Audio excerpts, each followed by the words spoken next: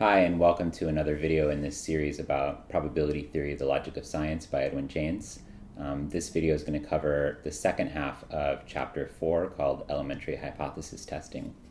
Last time we dealt with binary hypothesis testing, sort of the more simple realm of hypothesis testing, and basically where we got to last time was in talking about the product rule, our ordinary kind of product rule of probability, as a way of doing statistical inference or assigning a probability to a hypothesis as a result of some data. Okay, so we have what was called our prior hypothesis, and then we have what's called our sampling distribution given the hypothesis, and our prior probability for the data.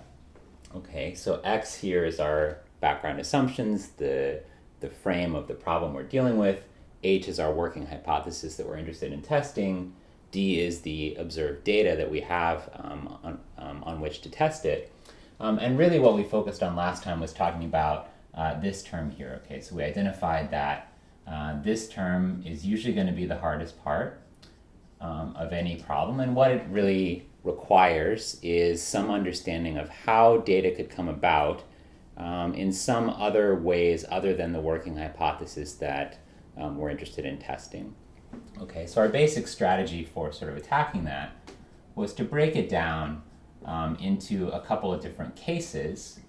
Okay, and the first case is the one that we are kind of most interested in testing, so that's the one where we talk about the data conditional on the hypothesis, okay, times the probability of the hypothesis, and then we have another case which is where we assume the negation of the hypothesis, okay, and we think about how likely is the data to come about in that world. And really the substance of binary hypothesis testing was just to restrict an example to where this number is something that we can easily compute. So basically a binary hypothesis test is going to be one where the sampling distribution of the data conditional on the negation of the hypothesis is kind of as easy to compute as the ordinary sampling distribution conditional on the hypothesis. And basically what that'll amount to is if something like h bar is similar to h in some sense. Okay, so the example we talked about with the boxes of widgets was that our hypothesis was that we were drawing widgets out of a box with some proportion of them being bad. The negation in that setup was just that we're drawing widgets from another box with a different proportion being bad. So really these are kind of similar hypotheses to each other in some sense, that the sampling distributions of one behave like the sampling distributions of the other. We know everything we need to know to compute them and write them down, and we can go on with the hypothesis test. Okay, a key ingredient of that in saying that these are similar is that if we can talk about our data as some collection of kind of data elements or individual observations, and we can make the claim that this set of propositions or observations is independent, okay, conditional on the hypothesis, so conditional on something like we know we're drawing widgets out of a box, it's kind of reasonable to conclude that the results of each one of those draws are independent from each other. If it's also the case that they're independent, conditional on the negation, so basically to say that, well, the negation is just we're drawing from some other box with a different proportion, and the same independence property that we assumed for the hypothesis is going to work for the negation as well.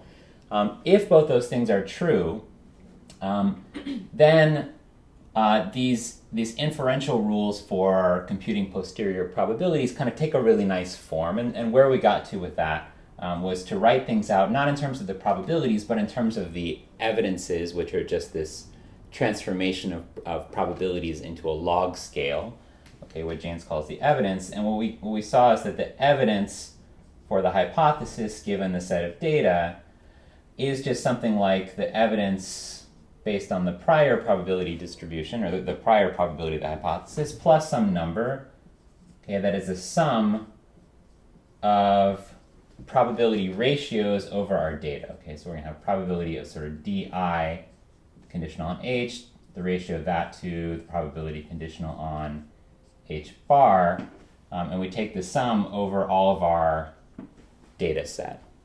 Okay, so these things, you can think of them as kind of likelihood ratios for each data element, and we saw that kind of the joint distribution of all the data kind of breaks up into these nice products, and when you take logs, the product becomes the sum. And anyway, the point is that we update our evidence for the hypothesis based on our observed data. Okay, so that's a very nice rule, and it's a very kind of simple and general case. And I think really, if you want to think about the difference between a binary hypothesis test and what we're going to be talking about today with multiple hypothesis tests, it's really the essence is here. Okay, so when we say that these data elements are independent both on the hypothesis and on whatever the negation is, it just means that h and h bar are kind of very well defined propositions, and when we know everything about their sampling distributions. Okay, and in the example we talked about last time, again, we had this setup where we had 11 different machines producing widgets going into indistinguishable boxes from each other, widgets that are good and bad in different ratios. And the question was, all right, which box are we drawing out of?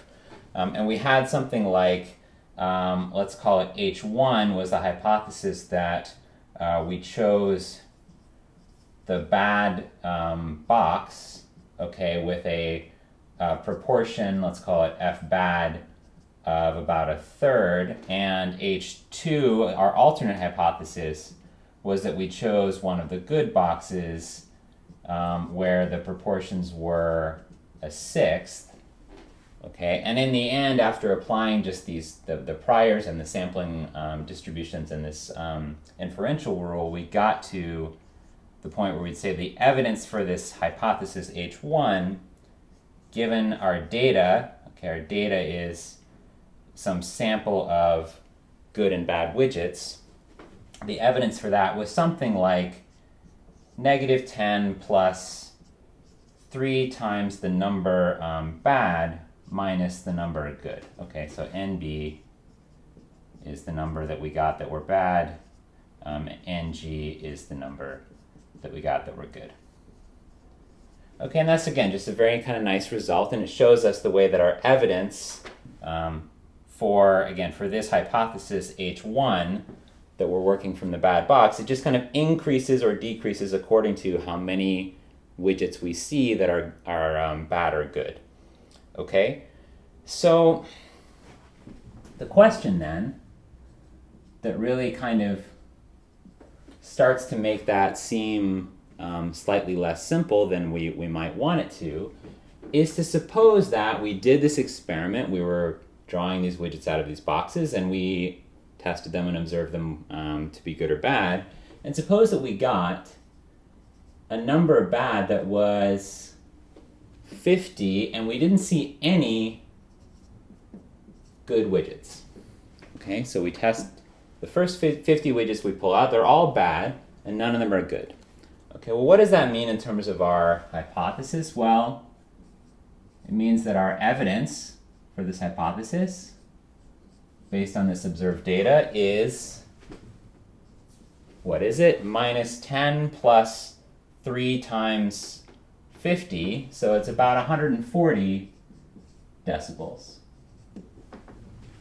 Okay, to put that back in kind of odds and probability scales, that means that our odds, okay, of H1 conditional on the data is something like 10 to the 14th power.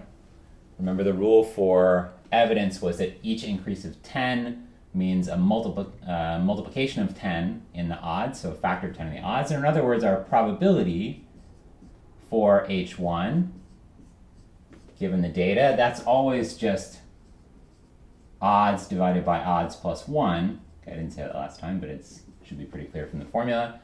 So what does that mean? It's 10 to the 14th divided by 10 to the 14th plus 1. It is something about 1 minus 10 to the minus 14th power. Or in other words, a number that starts with like 0.9999, like 14 nines in a row. Okay, so basically, based on this observation, we're very, very certain about the hypothesis. But the problem is the hypothesis doesn't really seem to explain this data very well, right? So again, our hypothesis was that about a third of the widgets are supposed to be bad, and here we saw 50 bad ones and no good ones.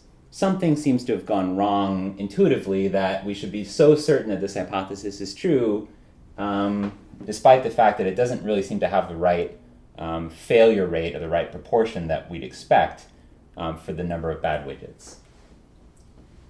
So if we think about what is kind of the issue with that, we might say, well, one thing is that the data is just very improbable.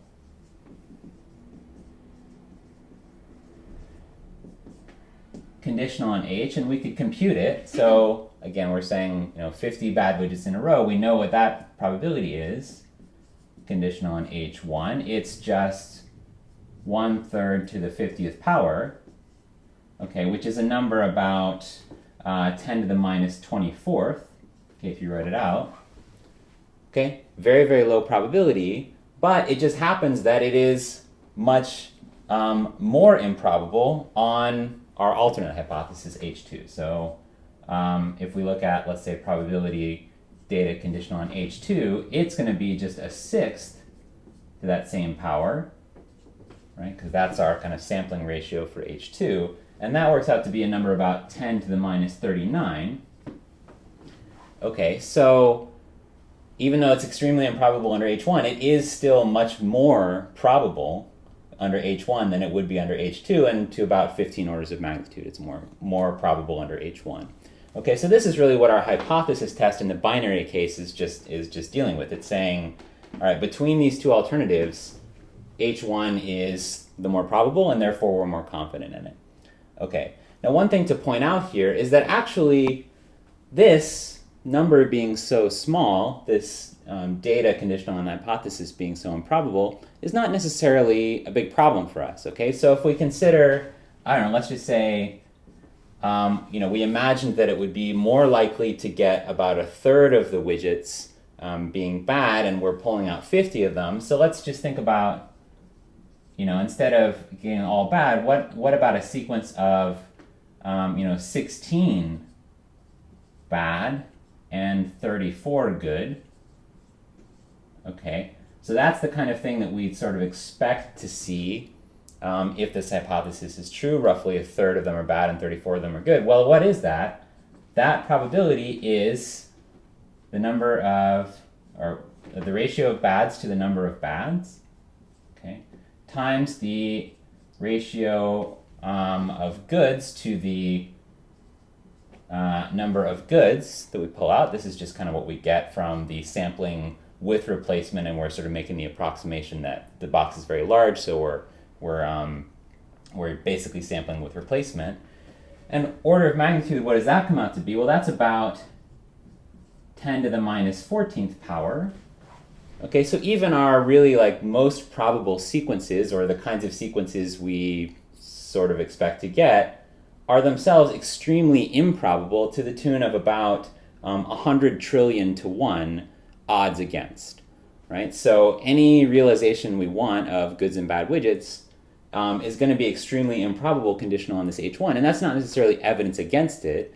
It's just the way it is because of the many different ways of drawing a sequence of good and bad.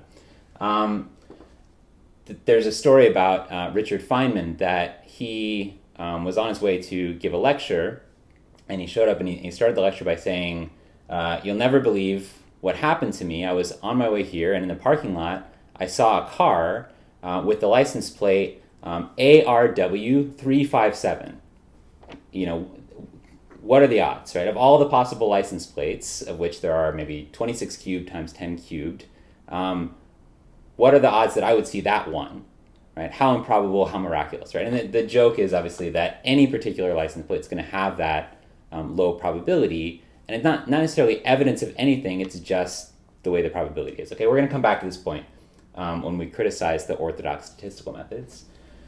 So, all right, so the point here is we've got something seems to be going intuitively wrong. We don't necessarily know what it is, and our universe of allowable hypotheses is not given us a way out of this problem. It basically just says you have to conclude H1 with high probability.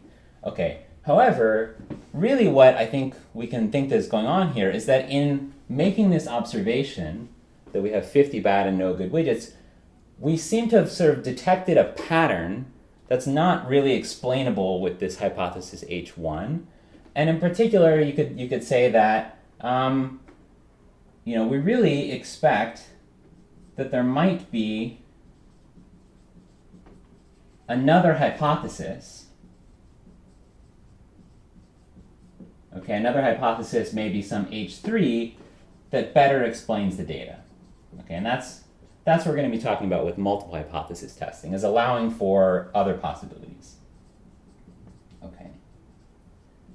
So the question is, how do we teach our probability robot to look for patterns of this kind? Well, we first have to define for it what sort of pattern can you look for, and what's its prior probability, and what's its sampling distribution. Okay, so we're just going to follow the same rules as before, but include now more possible propositions as hypotheses besides this H1 and H2. Okay, so let's take a look at how that would work.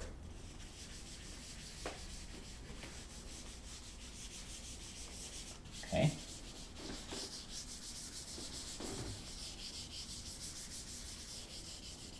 So let's say that on X we have the same kinds of propositions as before. The same hypotheses. H1 is that we chose this bad box, okay, with a probability of getting a bad widget equal to a third. H2 is going to be that we chose one of the good boxes with a sampling probability given H2 of a sixth, okay? And H3 is going to be that we got a box from a machine that was broken. Okay, and by broken, what we mean is that it's producing bad widgets at a rate of 99 out of 100. Okay, the reason we don't choose 100 out of 100 is just because we don't want a single good widget to be kind of damning evidence against this hypothesis H3. It may be that a good one slips in there every now and then, but basically 99% of the widgets produced by this broken machine are bad. Okay, so that's fine. We can kind of assume that hypothesis is possible, and let's just go ahead and make the additional assumption that this is all of the possibilities. Okay, so the way that we specify that these are all the possibilities is by saying that the probability of their or together is 1, or that together they are an exhaustive set in our previous language. And now we have to think about, okay, what kind of prior probabilities are we going to assign to these things? Okay, so before we had kind of an argument that our prior for this one should be 1 out of 11, and our prior for H2 should be 10 out of 11, because that was kind of the numbers of those machines. Let's just say that this probability of H3, conditional on background information, we're going to give it a very low probability. So we're going to say it's 10 to the minus sixth. Okay, 1,000,000 to 1 odds against, roughly speaking. So how should that change our probabilities of H1 and H2? Well, we have to assume that they add up to 1, so we'll just go ahead and kind of scale them down a little bit. So we'll say basically conditional on not H3, we want the same probability. So basically probability of H1 we're going to say is 1/11 times 1 minus this number. And probability of H2 we'll say is its previous probability just times this little reduction in probability, but really these aren't going to affect numbers too much, so it's probably fine for us to just say, that number is about 11th and this number is about 10/11th as before. Okay, but the point is our prior assumption on H3 is a very, very small number. Now again, there's a little bit of a kind of subtle point here. that we said before that our prior probabilities on H1 and H2 come about from some symmetry argument about the number of possible boxes we have to draw from and them being indistinguishable from each other and unlabeled and et cetera, how do we get to a prior probability of H3 being 1 in a million? It could be that our background assumptions kind of specify all of the explicit statements and propositions that would get us there via similar reasoning. And maybe that has to do with, the number of states that the machine can be in, and, one of them is where one of the machines is broken, et cetera. It may also be that it's the result of lots of previous experience we have with these machines and the way that they break and basically what conditions can cause that to come about. And the point here is it actually doesn't matter, because all we really need to know about this probability or about this prior is its probability, right? So essentially the only information about x that's relevant to H3 is already captured in this one number, and we're just going to assume, kind of take it as given, that we know what that number is and we have it at our disposal, and that's all we're going to need to reason our way through the rest of the hypothesis test. Okay, so let's see how that plays out.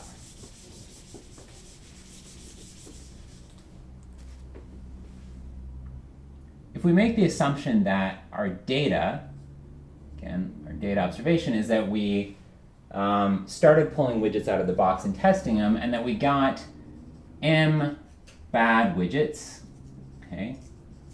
Just listen, number m stand for the number of widgets that we got that were bad. What do we have in terms of our probability for the data conditional on each hypothesis, okay? So remember, going back to our product rule, our inferential rule, we need to be able to understand things like the probability of that data given background assumptions in X. And the way we're going to attack that is just as before. We're going to break it down into possible cases conditional on these three hypotheses. Okay, so we're going to say that that's equal to probability of data conditional on H1 times probability of H1,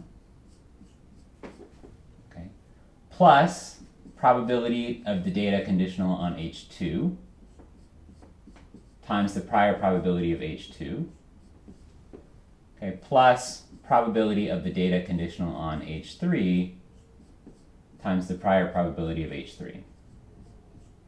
Okay, so just as we had before, we can decompose D into D and H1, H2, or H3. Each one of those we can attack conditionally, and we end up with this expression here. Okay, so what does that work out to be? Well, again, probability of our data under each one of these hypotheses, we actually know very explicitly how to compute, because it's just basically a sampling without replacement, but we're going to approximate it with it as a sampling with replacement problem with these three proportions of bad widgets in the box. So basically our data is going to have sampling probability 1/3 to the m, that's H1. Prior probability of H1, okay, as before, we said it's roughly 1/11, so let's just go ahead and put in 1/11, okay, forgetting about this little fudge factor. Then we have H2. Our probability for H2 is a 6, so it's 1/6 to the m times our prior probability here, which is 10/11. Okay, again, modulo a little bit. And then our probability for getting the data conditional on H3, which is 99/100 to the m times its prior probability, which is this 1 in a million shot. Okay, 10 to the -6. Okay, so far so good. So basically that's all the ways we can get this data written out in terms of their conditional probabilities on each hypothesis and the prior probabilities for the three hypotheses. Okay? At this point, if you can get to this calculation, you're actually done. All right, the problem is done. Okay? And what do I mean by the problem is done? Well, what I mean is that the posterior probabilities for the three hypotheses, you can just read off from this equation. Okay, so we mentioned this last time, but I'll make it a little bit more explicit now. So if we look at, let's say, the first term in this equation, and we imagine dividing through by the sum, which we know can be represented in this form here, we have probability D, conditional on the hypothesis, prior probability of the hypothesis, divided by the probability of the data, right? And that is just, if you think back to the product rule, the posterior probability for H1. Okay, similarly with H2, we have prior sampling distribution divided by total probability of the data, right? So if we divide this term by the sum, we get the posterior probability of H2, and similarly for H3. Okay, so basically, from this form, right, written in as the sum of these three terms, the posterior probabilities are just going to be each term divided by the total sum. So if you were interested in, let's say, testing H1, okay, posterior to having observed the data, what would it be? It's just the first term here, okay, sampling probability times the prior, divided by whatever that sum is, okay? And I won't rewrite the sum, but we know how to compute it. Okay, similarly for H2 and H3, it's just whatever the term is in the equation expressed as the relative proportion to the sum. Okay. Similarly, if you were interested in, let's say, I don't know, H1 or H2, okay, which we know is the same as not H3, okay, so conditional on background assumptions X, H1, H2, and H3 are exhaustive, and that continues to be true after observing the data. So if we wanted to say the probability of not H3, that's going to be probability of those two, which is just going to be the sum, okay, of these first two terms in the equation.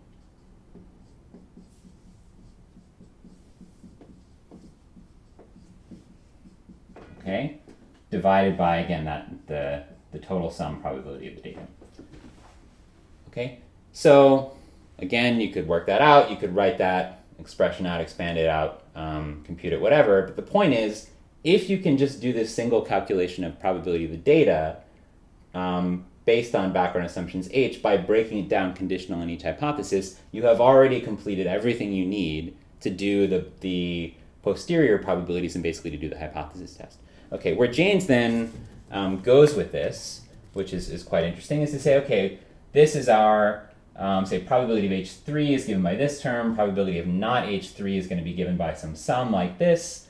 If you want, you can take the ratio of those two things and compute the odds of H3 posterior to the data. You can also then take the log of that and compute the evidence, so on and so forth. Okay, so you can get, in the end, some nice expression involving logs of these ratios, and that'll tell you what the evidence is for, say, this particularly interesting hypothesis H3 of having a broken machine, conditional on this particularly weird data of having m bad widgets in a row. All right, so what's, I think, more interesting than kind of writing that out is to take a look at what those functions, how they behave when you just graph them. Okay, so this again is something that Jaynes does, but I'll just kind of reproduce it a little bit. So let's just say that on the x-axis here we have our number m, which is the number of bad widgets that we're testing in a row. And let's plot the evidences for the three hypotheses just as a function of m. Okay, what's that going to look like? Well, remember we started off, let's just do H3 first, because that's kind of the most interesting one. So H3, we started down here at minus 60 decibels, right? So we had a probability of 10 to the minus 6. According to our evidence log scale, that's about an evidence of minus 60 decibels. And what you'd see if you write this out and just kind of plot it, is that basically that number just kind of goes up and up and up. Okay, so it takes off something like this.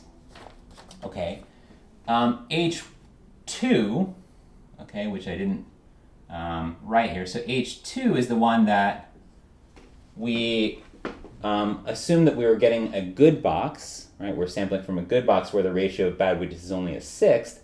That started off with a prior probability of 10/11ths, which is an odds of 10 to 1 in favor, or in other words, a decibel, or an evidence in the decibel scale of plus 10. And basically, H2 just kind of goes, it goes down and down like this. Okay, so this is our evidence of H3. This is our evidence of H2. Okay, so the more bad widgets we get in a row, the more kind of confident we are that we've got the broken box, and the less confident that we are that we've got the good box. What's really interesting, actually, is if you look at the evidence for H1, kind of the bad widget box, the one that we started off assuming was a probability of 1/11, so an odds in favor of minus 10 decibels, that number initially goes up, okay, and then basically turns a corner and starts going down. Okay, so our evidence for H1 looks something like this. Now, I didn't draw very well. It's basically two straight lines with a turning point in the middle. Okay, and there's something very interesting embedded in that. We're going to get into it in just a bit more. But what you should, I think, probably understand initially now is that this means something is going on in terms of the independence of the data, right? Okay, so we said before in the binary example that our evidence just behaves as a linear function of our, say, number of bad widgets. Okay, so the more widgets that we got that were bad, the more evidence we got for H1, and it just kind of continued going off the charts until we were very, very certain that it was true. And in this case, it starts to go up and then turns around and goes back down. And basically, the point where it starts to go back down is where we become more confident in H3, that we have a broken box, than we are in the possibility that we have a good box. Okay, so H3 starts off very, very low and gradually increases in probability. And the point where it becomes kind of the most probable alternative is the one where we're no longer really testing H1 against H2. We're really kind of testing it against H3, which explains the data better. Okay, so let's think about that just a bit more. One way to think about that is to say, all right, is it the case that our data propositions here, okay, these individual observations of getting a bad widgets, are these independent given not H1? Okay, so if you remember, again, back to the derivation in the binary hypothesis case, the key assumption that makes binary hypothesis testing work is that conditional on both this simple hypothesis and its negation, all of the data propositions that we write down are independent of each other, meaning their probabilities just multiply, or in the evidence scale, they just add. All right.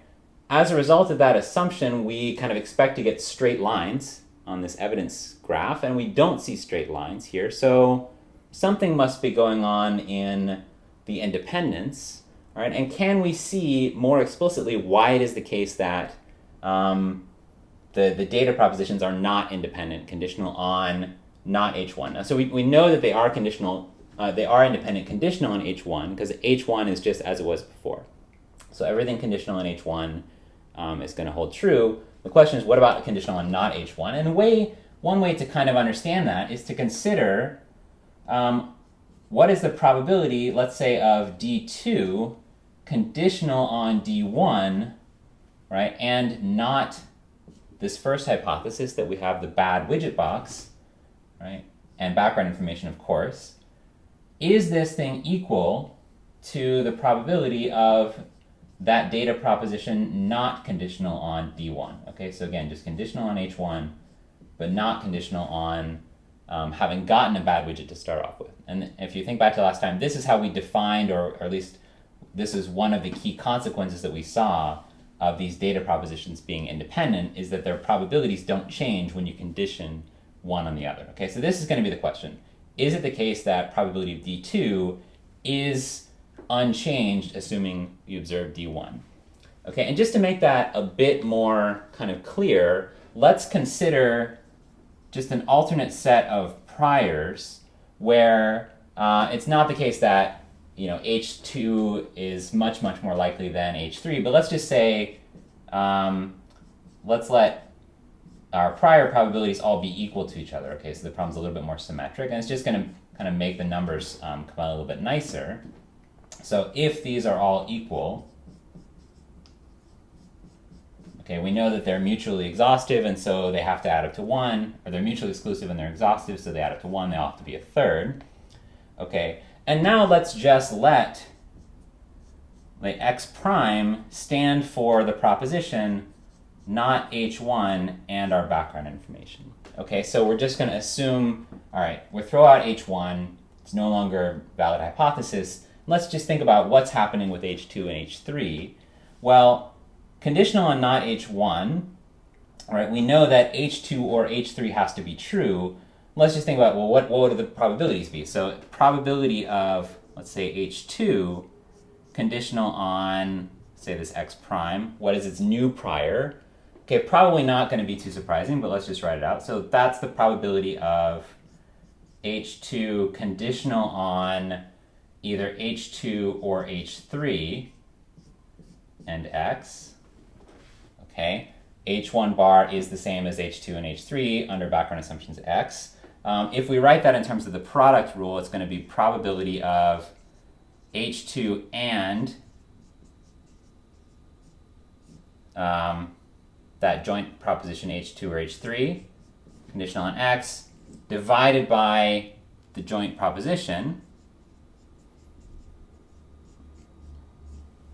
Okay, that's just the product rule for this conditional probability. Now, what does this joint proposition look like? Well, h2 and h2, that's just the same as h2. So this is probability of h2 given x. h2 and h3 is impossible, right? They're mutually exclusive. So actually that's going to be plus 0. So we'll just leave it out. And in the denominator we have h2 plus h3. So we break that up according to the sum rule. h2, our prior probability is a third. Same for h3, prior probability is a third. And then top we have h2, which is just a third. So we have a third divided by 2/3, or 1/2. Okay, so probably real no surprise there that if we condition on not h1, and our prior assumption was that all three things are equally likely, we end up with one of the remaining two possibilities just having probability 1/2. And in fact, it also follows that probability of h3 given not h1 is also a half. Okay, so it just kind of takes the uniformity and scales it up by whatever factor it has to. All right, that's not the interesting part. Okay, the interesting part is to think about, all right, what happens in terms of our sampling probabilities. Okay, so let's say, what's just the probability of D2 given this not H1 assumption x prime? And the way to break that down, okay, again, according to our same rule as before, we'll say that's probability of D2 given, we have now two remaining possibilities. We have H2 times its prior probability, and we have H3 times its prior probability.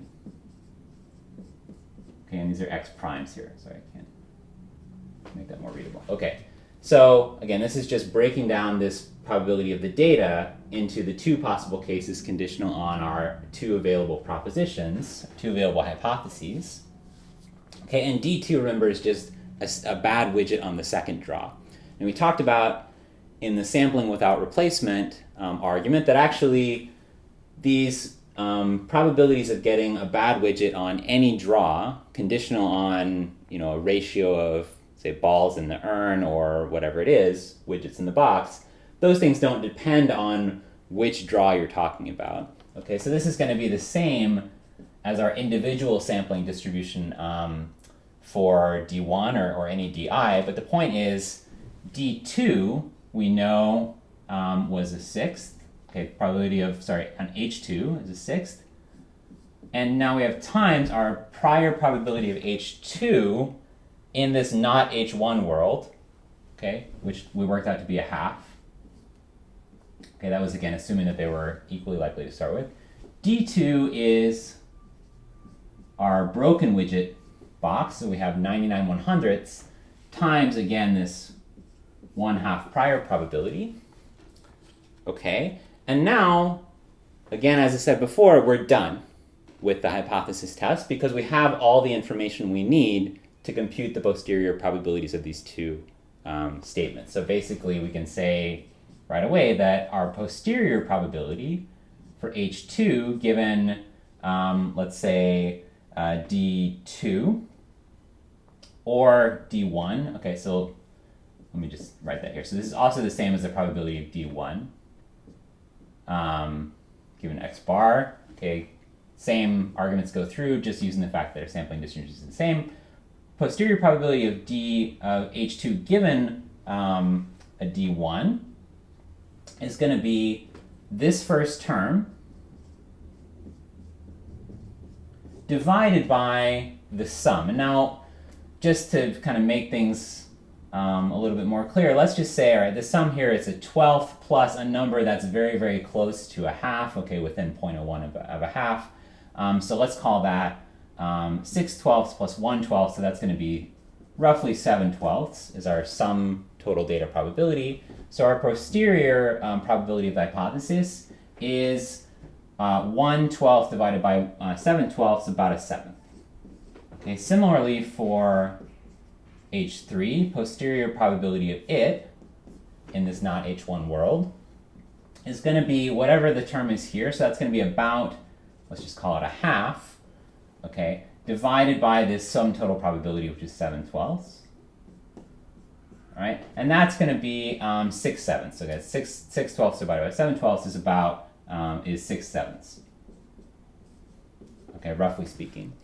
So here's the point, right? We're starting to kind of see it emerge. When we observe a bad widget, right, and we have only these two possible hypotheses that can explain a bad widget, one of which has a low sampling probability and the other one has a very high sampling probability, right? If they were equally likely to start with, we now favor the second one by about 6-1, right? So we've gone from an equal split of a half and a half in our prior probabilities to a split of a seventh and 6/7 in our posterior probabilities, and that is going to have a dramatic impact on this question of what our probability of D2 is now conditional on having observed D1. Okay, so let's go ahead and write that out. Probability of D2 now conditional on having seen this D1 and being in this not H1 kind of universe. What is it? Well, it's whatever our sampling probability is for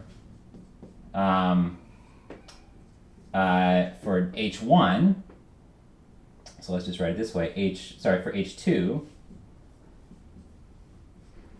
times our now what was previously our posterior probability is now our prior probability.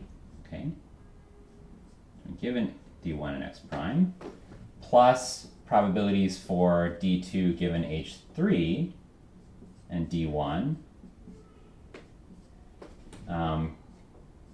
prior probability for H3 given D1 and x prime. And so what does that work out to be? It's, again, a sixth as before, so we have our posterior, or our sampling probability of a bad widget, times now our probability for H2, which is a seventh, plus our sampling probability for a bad widget given H3 times our probability for H3, which is 6/7. Okay, and so what does that work out to be? Again, just let's say that this number is close to 1, so we have 1/42 plus 6/7, which is like 36/42. So this is about 37 out of 42. And I think if you write that as a decimal, that's, let's see, it's about 0.88. Okay, and you can see that that number is not what we had before. Okay, so we said before that this number is about 7/12, which is, in decimal, it's about 0.58. Okay, whatever it is, it's less than 37/42. And this means that we've explicitly verified or shown that these probabilities are not independent from each other. Okay? And again, what's really going on there, and you can see it just right here, okay, in these two equations, is that when it comes time to include the probability of our broken machine hypothesis, right, in doing this data probability calculation, unconditional on having seen a bad widget, we have a probability of a half. After we see a bad widget, we put in there a probability of 6/7, because seeing a bad widget on the first draw is really good evidence for that hypothesis H3 that says we're going to get lots of bad widgets. All right, so it basically elevates in one observation our probability from a half to 6/7, and then that becomes essentially the prior, okay, for thinking about the next observation, and it plays a big part in computing that probability, and it ends up with a very different number. Okay, so this is a very subtle point, but a very important point, and really I think the essential lesson here is that when you're testing multiple hypotheses, okay, you have many possible hypotheses, each with their own sampling distribution that can explain a bit of data. It's generally not going to be the case that the data are independent from each other. And the reason for that is that each observation you make of a bit of data changes your whole kind of landscape of how much probability you assign to each of those hypotheses.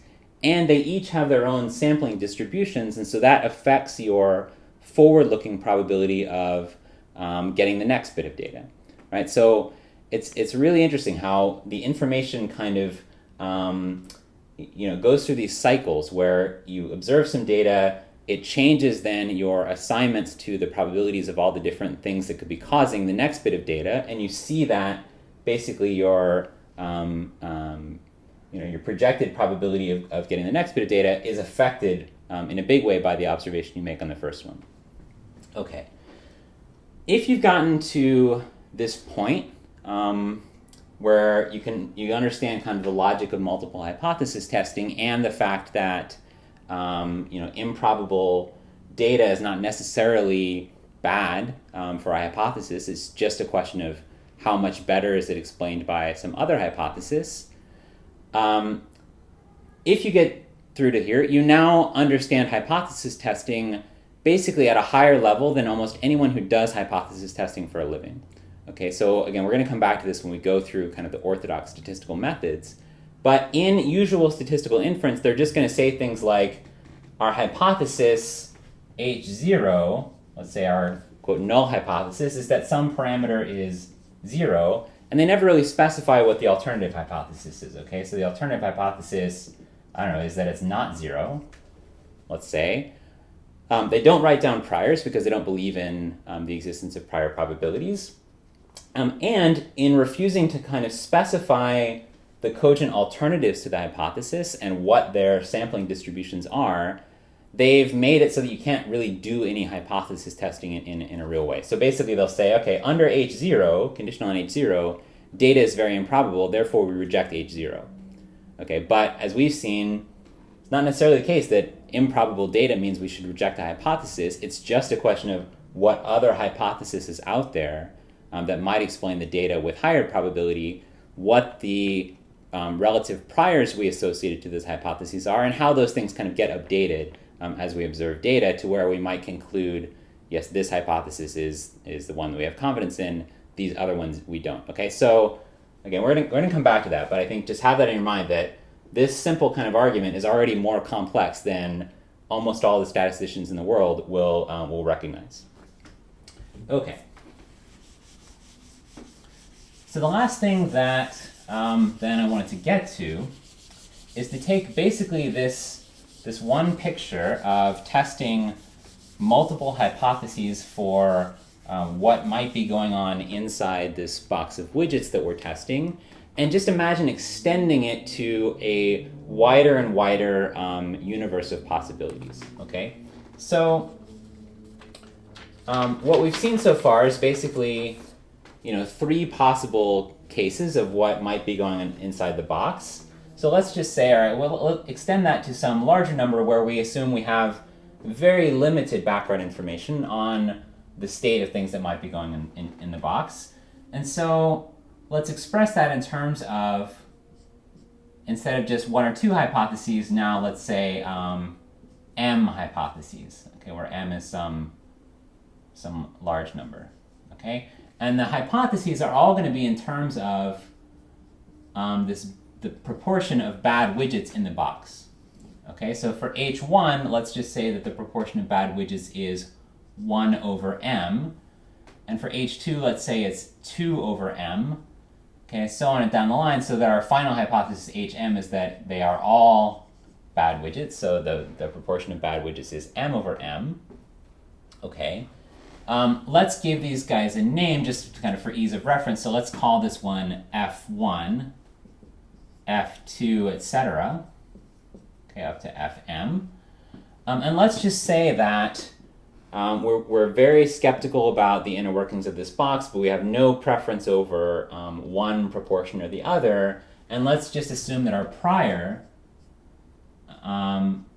for each of these hypotheses, given our background information, is equal. Okay, so we'll assume we have a 1 over m prior for the first one, and for the second one, and so on down the line, to 1 over m prior on the mth hypothesis. Okay? And now the question is, all right, that's fine. We're going to think about maybe doing some hypothesis tests and assigning different probabilities to these things. Let's just say that we're doing that based on a data set, which is some realized sequence, a particular realized sequence of little n bad widgets and capital N minus little n good widgets. Okay, so again, we have very large boxes of widgets, or we have a box of a very large number of widgets. We pull out, say, capital N of them, little n of our sample are bad, the remainder are good, right? So we can already kind of say some things about sampling probability. So what is, say, the probability of D conditional on one of these hypotheses HI, right? Well, HI involved the hypothesis that the proportion of bad ones in the box is Fi. Okay, so getting a sequence of Fi n bad widgets and n minus n good widgets should have probability Fi to the n times probability of getting a good widget, which is 1 minus Fi to the n minus n. Okay, and let's give that number a symbol just so we can avoid having to write it over and over again. And let's just call that p, function p of Fi. Okay, so p is just, blank to the n times 1 minus blank to the n minus n. Okay. Now, let's do a hypothesis test for the data relative to all these possible hypotheses HI that we're interested in. Okay, so the way that will work, just as every problem we've done so far, is to consider what is the prior probability of the data now not conditional on any particular hypothesis HI. And as before, we're going to write that as a sum of the probability conditional on each hypothesis times their prior. So we can write that as probability of the data given H1 and X times the probability of H1, okay, plus the probability of H2, or data conditional on H2, times probability of H2, so on and down the line to probability of the data conditional on HM, prior probability of HM given X. Okay, that's just the same decomposition as we had before for a set of mutually exclusive and exhaustive hypotheses. All right, now these things we actually know how to compute. So probability of the data, we know that's P of each frequency, okay, function applied to that frequency, times prior probability of the hypothesis is 1 over m, okay, for each one. So we have that one plus a similar term plus a similar term all the way up to p of a fm times 1 over m. Okay, so far so good. As we said before, this is kind of the main object in doing the statistical inference or doing the hypothesis test, so that's kind of a natural place to start. Now, actually, if we write this a little bit more suggestively, this should start to look a little familiar to you. So instead of writing it this way, if I write it as a sum, okay, sigma notation, I goes from 1 to m, p of fi times 1 over m, okay, maybe starts to ring some bells, and in fact it should start to look very familiar to you. Okay, if I draw the following picture,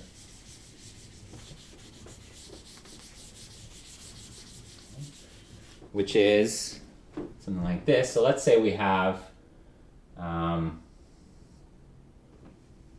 axes here, and we draw a shape like this. Say this is 0 and this is 1. Okay.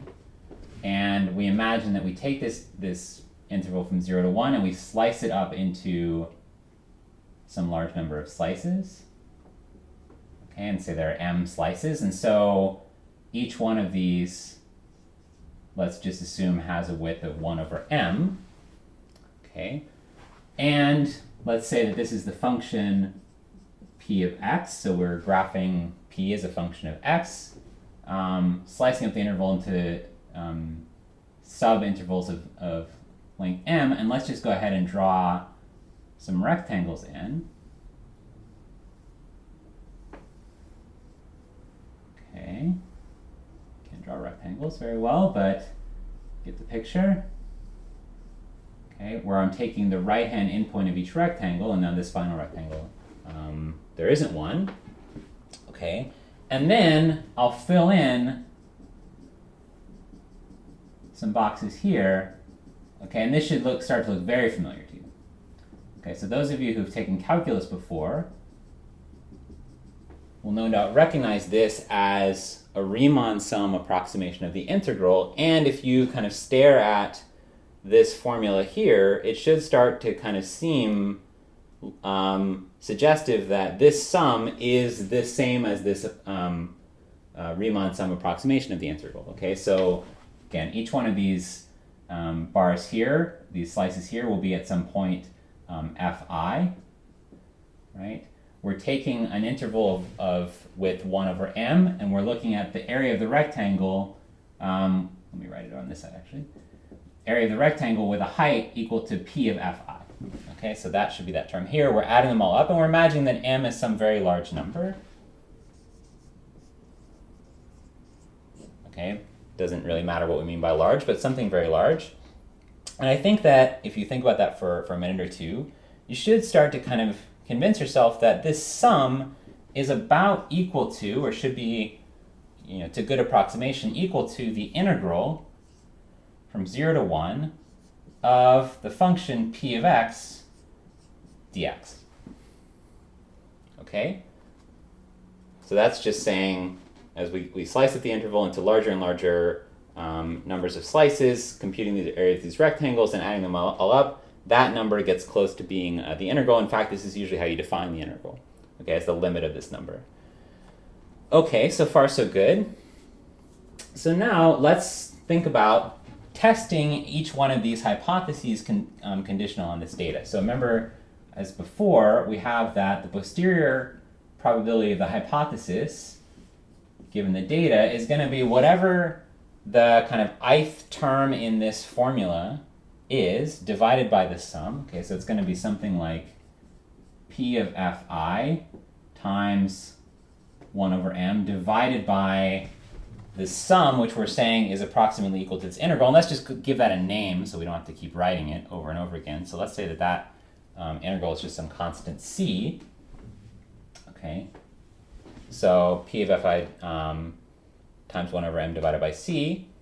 That's the posterior probability for our hypothesis. Now, let's ask maybe a more interesting question, which is, all right, given the data, what probability would we associate to, let's say, the proposition that the bad proportion is less than some number, and let's call it less than b, given the data. Okay, so again, we have all the ingredients we need to answer that question because we've already computed all the posterior probabilities for all the hypotheses, right? So we just need to work out what hypotheses correspond to this statement that the bad proportion is less than b. And I think, again, if you think about that for a few minutes, you'll probably convince yourself that it's going to be a sum over the various propositions of these probabilities. Okay, and I'll go ahead and pull the 1 over c out because it's constant for all of them, as is the 1 over m, but we're going to deal with that in a second. A sum over some number of propositions where actually we stop somewhere along the way where we've gotten more than our bad fraction. Okay, so let's say, we were interested in b equals a half, we would go halfway down, so we'd stop roughly a half. And for general b, we'll actually say that we stop at the proposition, which is b times m. Okay, and technically it should be the greatest integer of b times m, but whatever. We're just going to say it's b times m.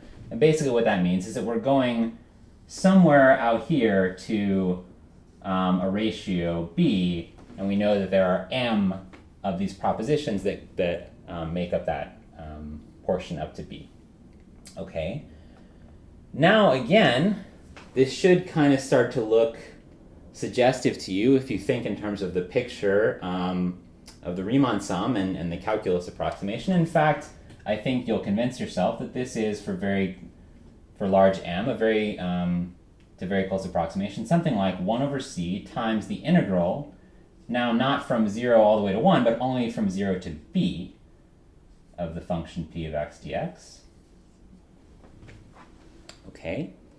Looks a little bit weird, but let's just roll with it. So let's say, okay, instead of asking the question, what's the probability the bad proportion is less than b, let's ask the question, what's the probability that the bad proportion is between two numbers? Again, posterior to having observed this data. Well, being between two numbers is actually, we can write it as a difference of two propositions. Right? So we know that that's actually the same as the probability of it being less than b minus the probability of it being less than a, posterior on the data, because basically these two propositions, so the one that I've subtracted here and the one we're interested in, are mutually exclusive, right? F bad can't both be less than a and between a and b. They're mutually exclusive, and their or together is this statement that f bad is less than or equal to b. Okay, so the way that f bad can be less than b is that it can be less than a, or it can be between a and b. Here I'm assuming a is less than b, or I should say that.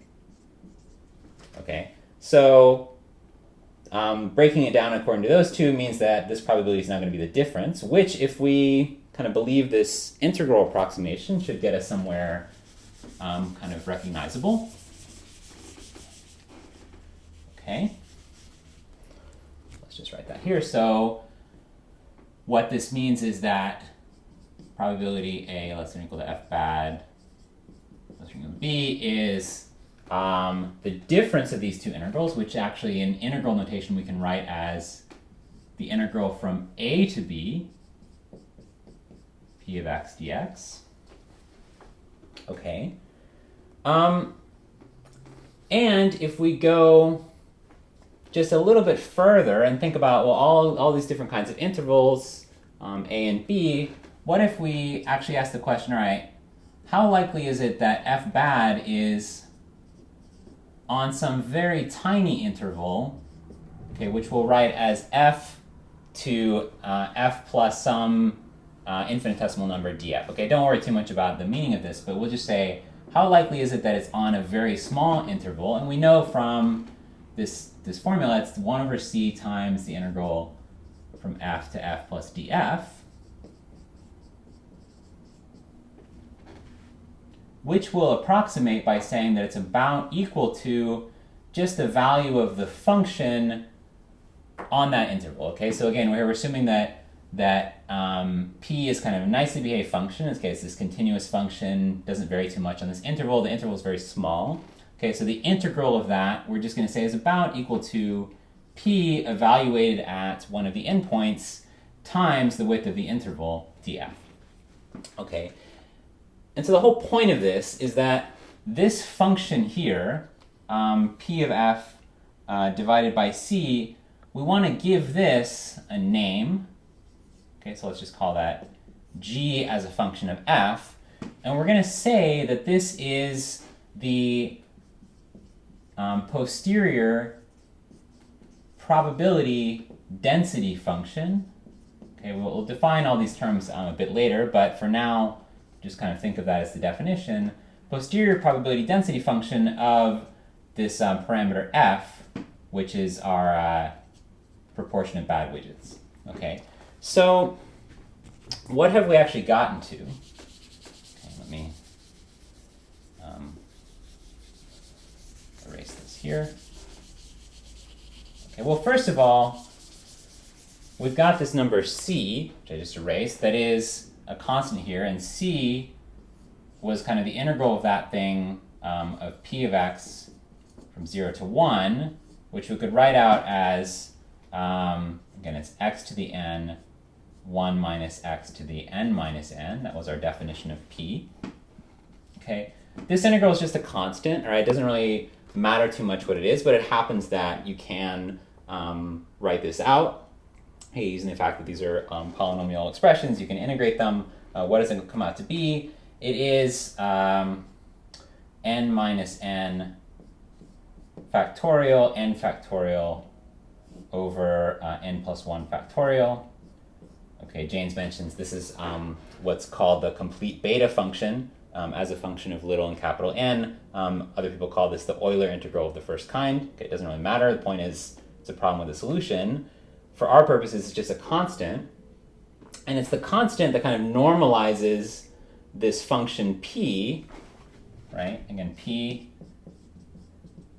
we already wrote down, is kind of the sampling probability of getting n widgets and n minus n, n bad widgets and n minus n good widgets for a ratio of f, whatever that means, right? So it normalizes that function in such a way that it integrates to 1, right? And it is the case that the probability of this number living in any interval we want is going to be very well approximated just by the integral of g, okay? So if we think about probability a less than f bad less than b, just as we had before, okay, conditional on this data, that's going to be given by the integral from a to b of this function g of f, now df, okay, integrated with respect to its variable, which is f. And that's just restating what we had here in terms of these interval equations.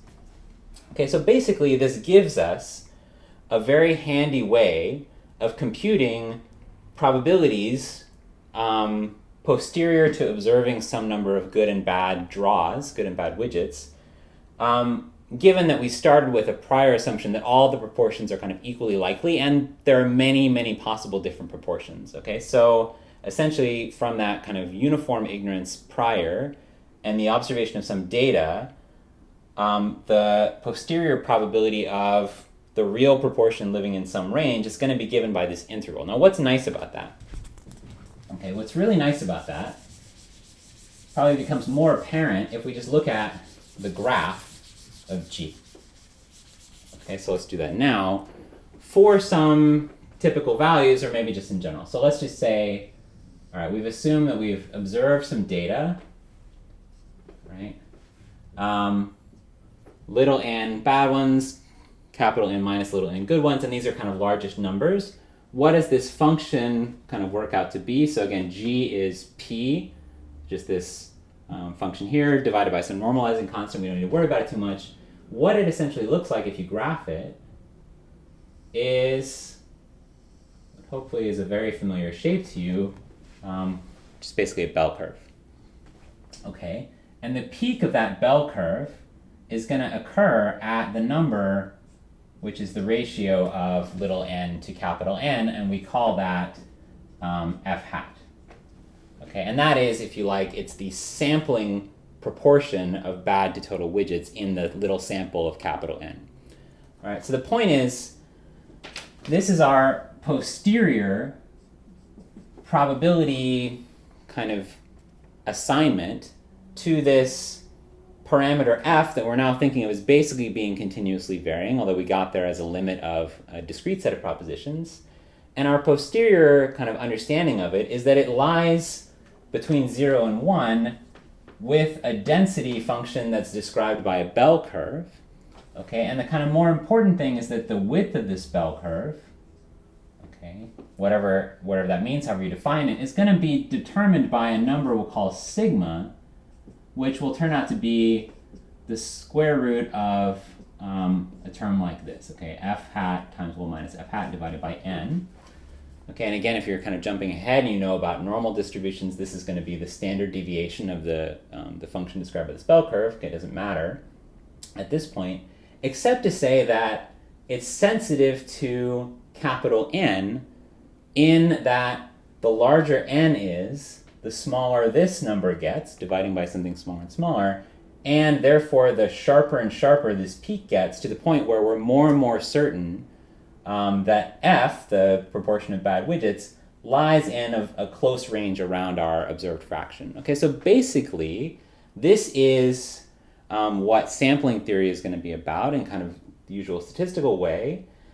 And it's going to tell us that over a large number of observations, our kind of good posterior assignment of the true population ratio is something close to what we observed in the sample. Okay. That seems like probably like we went a long way and think about this one problem, but I think now you probably get the sense this is a very general kind of problem and something that's going to be very important and come up over and over again. To give you a little bit of background, this was actually the problem that Thomas Bayes was interested in when he first came up with what we now understand as Bayes' theorem. Okay, so I didn't use the word last time, but our product rule for probabilities and the way that we're applying it to statistical inference is what most people now call Bayes' rule or Bayes' theorem. Thomas Bayes, a Presbyterian minister living in England in the 18th century, was very interested in probability, had read about the doctrine of chances, okay, the kinds of probabilities associated to gambling games. He understood things like probabilities of getting, some number of draws given some assumptions about the probability of getting a success on one trial. But what he was very interested in particularly was doing the inverse problem. So basically what we've done here is saying, all right, if we observe some fraction of successes, what do we infer about the kind of, our state of knowledge about the true population? And the way that he expressed that was in a couple of examples, one of which was drawing lottery tickets out of a big box. And so the question is, all right, I don't know anything about the proportion of winning and losing tickets, but I can observe, maybe if they do this draw many times, how many times they come up with a winning ticket and how many times they come up with a losing ticket, right? And based on those observations, I can infer something about the ratio of winners to losers in the box.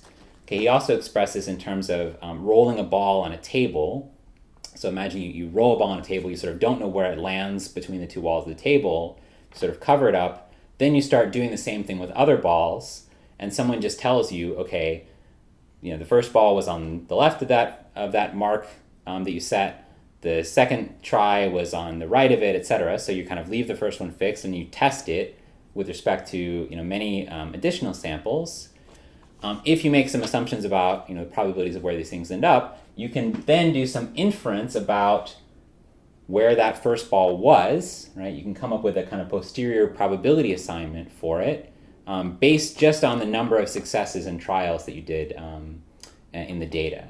Okay, so he kind of phrases this in terms of coming up with what would be the fair odds for betting on that ball being at a particular location, or the proportion of tickets in the box being a particular number, or between two particular in a range.